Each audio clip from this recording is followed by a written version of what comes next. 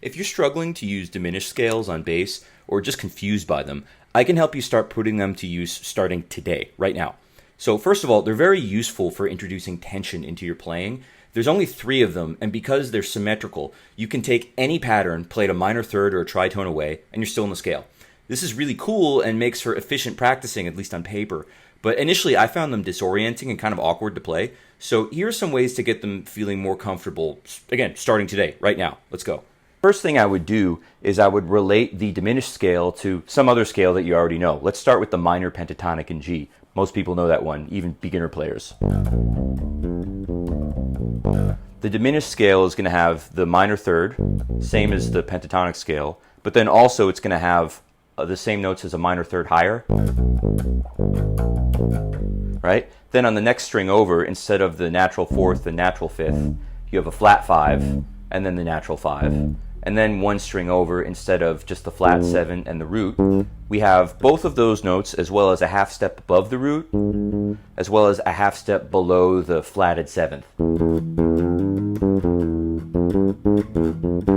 The next thing you're going to have to do is learn some diminished patterns. You could write your own, you could look them up online and learn other people's. I could give you some of mine. There's a zillion sources for these kinds of things. But that's going to help you, 1, have some vocabulary to draw on, and 2, it's going to help you start to think in minor thirds. So being able to transpose a pattern around on the fly isn't so intimidating anymore. The next thing you should do once you learn some patterns is practice stringing a couple of them together. Like, for example,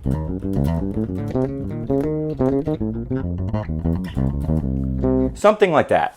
And the most important thing I would say is you need to take some of these patterns and don't practice them in isolation.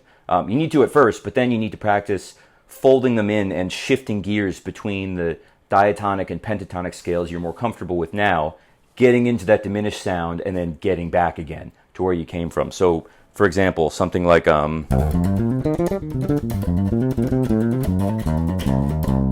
okay, so a little slower, what I just did is took the C pentatonic scale, C minor, and it has the second in there too, the D. Very comfortable with that. I just played up that scale and then started the pattern on A. Right, and if you notice, the pattern starts on A, then down a minor third to F sharp, down a minor third to E flat, down a minor third to C. Okay, so if you want to go further with this, I can help you personally. Just send me a DM or use the link in this video or in my profile to book a lesson with me, and we can get started right away.